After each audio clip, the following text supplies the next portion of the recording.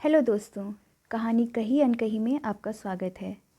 आज मैं आपको प्रसिद्ध कवियत्री सुभद्रा कुमारी चौहान द्वारा लिखी हुई कुछ चुनी हुई कहानियों में से एक बियाह सुनाने जा रही हूँ। जबलपुर से आजमगढ़ ड्योढ़े दर्जे का जनाना डब्बा और पूरे डब्बे में अकेली मैं।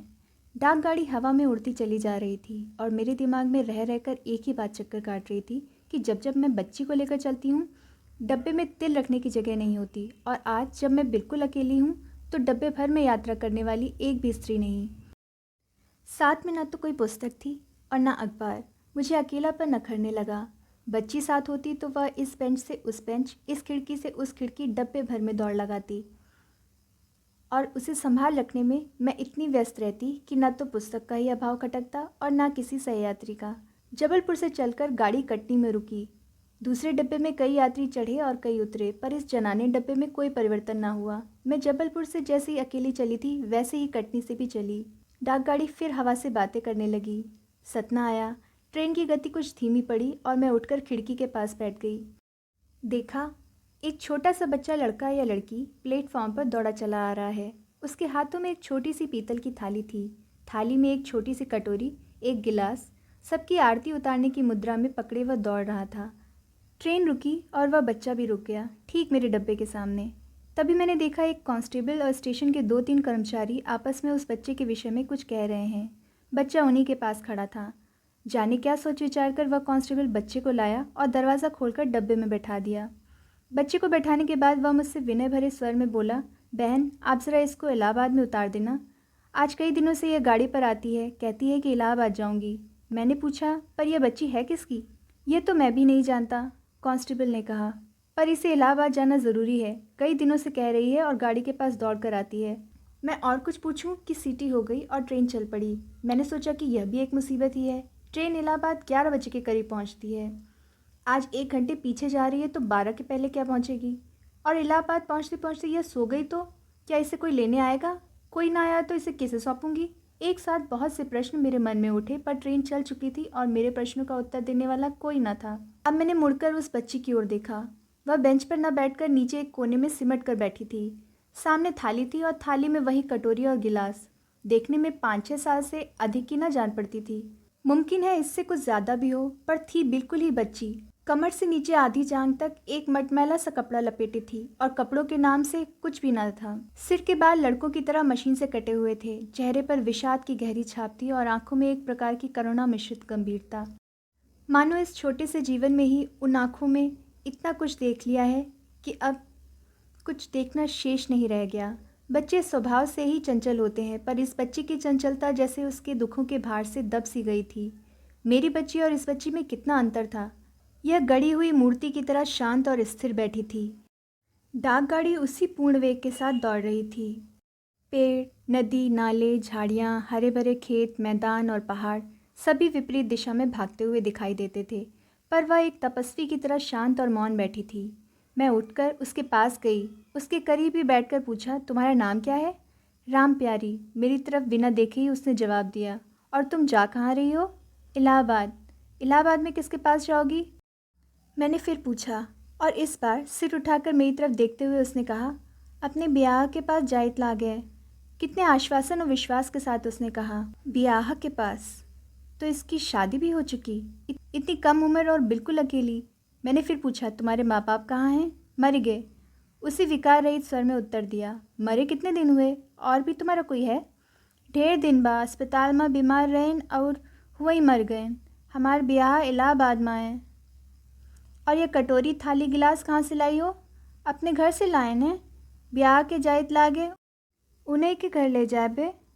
मैंने सोचा ये बेचारी बच्ची जिसके माँ बाप के मरने पर ब्याह ने एक बार खोज खबर तक ना ली, उसी ब्याहे को स्वयं पैतृक संपत्ति लेकर खोजने निकली है। कितने आश्वासन और विश्वास के साथ जा रही है। मैंने फिर पूछा, इलाहाबाद में तुम्हारा ब्याह कहाँ रहता है? उसने फिर वही सादा सा उत्तर दिया, वहीं इलाहाबाद में रहते।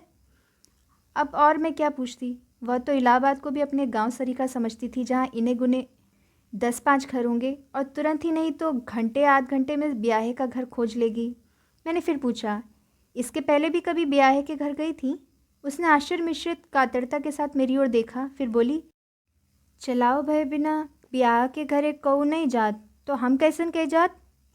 अब इसके आगे प्रश्न करना अत्याचार होता। इस अदम्य और अटल विश्वास पर आघात करने का मुझे साहस ना हुआ।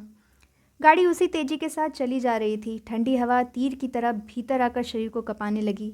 मैंने अपनी लंबी बाह का ब्लाउज निकालकर पहना और शॉल ओढ़ ली, और उसी समय मेरी दृष्टि उस राम प्यारी पर पड़ी जो कमर तक का छोटा सा कपड़ा पहने खुली बैठी थी, पत्थर की प्रतिमा की तरह, जिसे सर्दी गर्मी सब समान है। मैंने सोचा, क्या इसे सर्दी ना लग रही होगी। मेरी बच्ची साथ होती तो उसका कोई कपड़ा इसे पहनने को दे देती।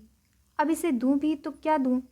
मेरे शरीर पर ब्लाउज़ और शॉल मुझे काटने से लगे। मैं केवल 2 दिनों के लिए जा रही थी, इसलिए कपड़े भी इन्हें गिने थे। अंत में बहुत सोच विचार के बाद मैंने तय किया कि बिछाने की चादर के बिना मेरा काम चल सकता है, और उसे निकालकर मैंने उस बच्ची को अच्छी तरह से उड़ा दिया। वह कुछ बोली नहीं, विस्मय के साथ मेरी ओर देखती भर रही। शाम बढ़ चुकी थी, कुछ भूख सी मालूम होने लगी। अब खाना भी हम दोनों ने एक साथ खाया। मैंने एक अपूर्व संतोष का अनुभव किया, ऐसा संतोष जिसमें एक आभार छिपा था। उस लड़की ने मेरे मातृत्व को क्रियाशील होने का अवसर दिया। खाना खाने के बाद कुछ देर के लिए लेट जाने की आदत है, और मैं लेट गई, कुछ उन्नींदी सी। इतने में गाड़ी फिर रुकी। यह मानिकपुर था। चित्रकूट दर्शन करके लौटने वाली स्त्रियों का एक झुंड एक साथ ही डब्बे में भर गया। मैंने पैर समेटकर 2 स्त्रियों को बैठने की जगह पैताने कर दी, पर उठी नहीं, लेटी रही। पहले तो वह आपस में ही बातचीत करती रहीं, फिर उनका ध्यान उस लड़की की ओर गया और पूछताछ शुरू हो गई। मेरे पास बैठने वाली ने मुझसे पूछा, क्यों बहन जी, ये बच्ची आपके साथ जा रही है? और मैं नहीं कह के फिर सो गई।